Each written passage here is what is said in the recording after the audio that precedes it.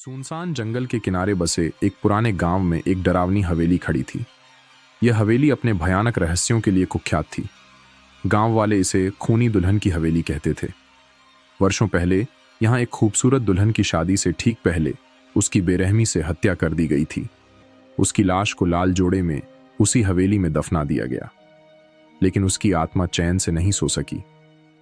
रात के अंधेरे में वह दुल्हन लाल जोड़े में सजी दिखती है। उसकी आंखों से खून टपकता है और वह अपने हाथ में खंजर लिए हवेली के गलियारों में घूमती रहती है। उसकी चीखें इतनी खौफनाक होती हैं कि सुनने वालों की रूह कांप जाती है।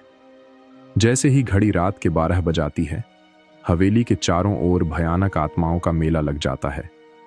दीवारों पर साए नाचते हैं, खिड़कियां अपने आप जोर जोर से खुलने बंद होने लगती हैं और हवेली के दरवाजे से रहस्यमयी रोशनी झांकती है। गांव वालों का कहना है कि जो भी उस हवेली के पास जाता है वह कभी वापस नहीं लौटता।